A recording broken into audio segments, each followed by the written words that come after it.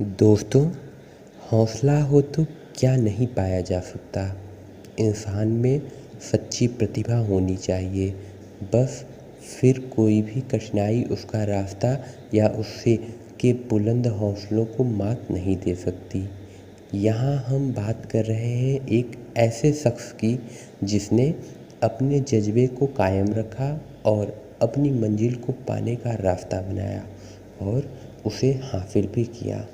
श्रीकांत बोला, जो बचपन से ही ब्लाइंड थे, आज 50 करोड़ रुपए की consumer food packaging company Boland industries के सीईओ के पद पर नियुक्त हैं।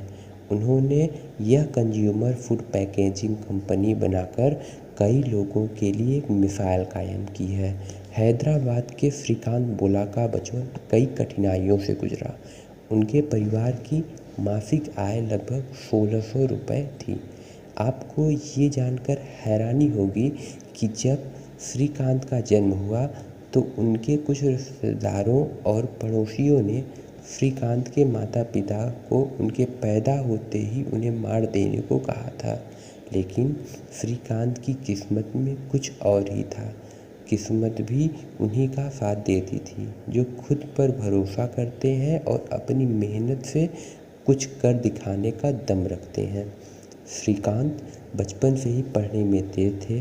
परिवार की आर्थिक स्थिति ठीक न होने के बावजूद श्रीकांत ने 10वीं में अच्छे अंकों से उत्तीर्ण की। उनकी मुश्किलें यहीं ख़त्म नहीं हुई।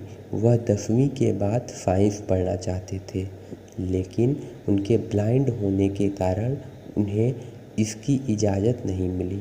श्रीकांत भी कहाँ हार मानने वालों में से थे। कई महीनों की लड़ाई लड़ने के बाद आखिरकार श्रीकांत को साइंस पढ़ने की इजाज़त मिली और इसी के साथ श्रीकांत देश के पहले ब्लाइंड बने जिन्हें 10वीं के बाद साइंस पढ़ने की अनुमति मिली। इसके बाद श्रीकांत ने दोबारा पीछे मुड़कर नहीं देखा। श्रीकांत को अपनी स्कूली पढ़ाई पूरी करते ही अमेरिका के मैसाचुसेट्स प्रौद्योगिकी संस्थान MIT में प्रवेश मिल गया। इसी के साथ श्रीकांत देश के पहले ऐसे ब्लाइंड स्टूडेंट बने जिन्होंने MIT से शिक्षा प्राप्त की। अमेरिका से अपनी शिक्षा लेने के बाद श्रीकांत ने हैदराबाद में अपनी कंपनी की शुरुआत की।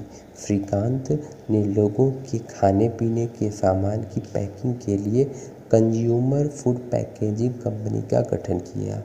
इस कंपनी की शुरुआत श्रीकांत ने 8 लोगों की एक टीम से की। उन्होंने इस कंपनी में सबसे पहले आसपास के बेरोजगार लोगों को जोड़ा, जिससे श्रीकांत ने ब्लाइंड लोगों को काम दिया। जब श्रीकांत की कंपनी अच्छी रफ्तार पकड़ने लगी तो फंडिंग की दिक्कत आना शुरू हो गई, लेकिन श्रीकांत इससे पीछे हटने वाले थोड़ी थे। उन्होंने कई फंडिंग कंपनियों से और निजी बैंकों से फंड जुटाकर अपने काम को आगे बढ़ाया।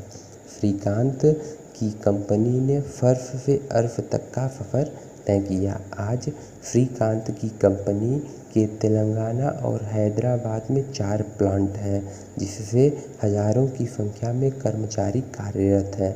श्रीकांत कहते हैं कि जब सारी दुनिया उनसे कहती थी कि वह कुछ नहीं कर सकते, तो वह उनसे कहते थे कि वह सब कुछ कर सकते हैं। आज जिस मुकाम पर श्रीकांत हैं, उन्होंने अपनी इस बात को साकार भी कर दिखाया है। श्रीकांत कहते हैं